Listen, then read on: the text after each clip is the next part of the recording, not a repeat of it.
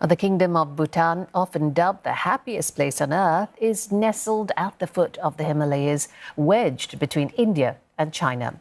And amid the growing geopolitical rivalry between those two nuclear superpowers, CNA's correspondent Saksith Saiyasombut looks at how the South Asian nation is trying to safely carve its own path. It's early evening at this border crossing in Gilefu in the south of Bhutan. It's a constant bustle. The Bhutanese often go to the other side for cheaper goods at one of the country's biggest neighbors. Right behind me is India, in many ways Bhutan's biggest partner, be it diplomatically or in trade. But to the north of the kingdom is China, so Bhutan is wedged between two superpowers. With that in mind, where on the world stage is Bhutan's place? Bhutan has formal ties with a limited number of countries in the world and embassies in only half a dozen of them. On the other hand, only 3 foreign countries have diplomatic missions in Bhutan. India was the first country to establish foreign relations with Bhutan in 1968. 20 years before that, the two countries signed a treaty of friendship allowing India to guide Bhutan's foreign policy. This was replaced by a new treaty in 2007, pledging cooperation on a more equal footing. But an equilibrium is not easy to reach. And economically, Bhutan is much more dependent on India because lots of goods are being exported from India to Bhutan. And second, the hydropower sector, which is the most important economic sector of Bhutan. That it mainly depends on the Indian assistance. Many of the Indian companies, they are engaged in building hydropower, which helps Bhutan to earn revenue. In numbers, India's trade with Bhutan last year was worth $1 billion. A distant second is China with $22.5 million.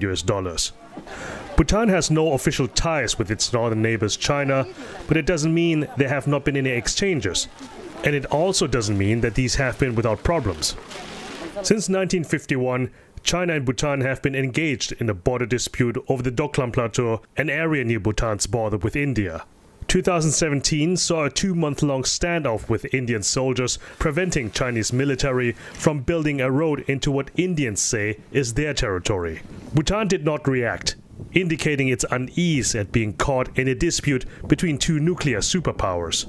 Still, China and Bhutan have held regular talks on their border issues, most recently in October. Those movements are closely watched by New Delhi and not without concern.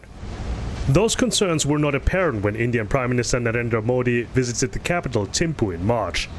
The high-level visit could be interpreted as a visible diplomatic effort to maintain top spot in the influence competition.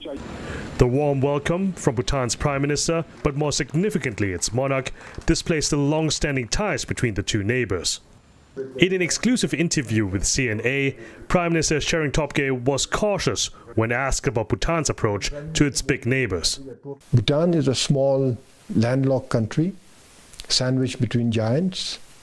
All around us, not just India and China, Bangladesh and Nepal, hugely populated countries, densely populated countries.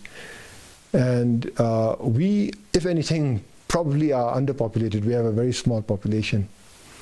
So we have our own path. And we navigate our own path. Bhutan has a worrying youth unemployment and brain drain problem, so key to that path is the country's new special administrative zone called the Gilefu Mindfulness City in the south, bordering India's Assam region. Indian investors are an obvious target, but Bhutan could also use the project for leverage with the north. So if you look at the South Asian countries, almost everyone, whether it's Nepal, Maldives or other Bangladesh, they have always used the India card to get benefit from China and the Chinese card to get benefit from India. Because they know that how important they are for these two countries. Bhutan is the only country which has not till date they have not used.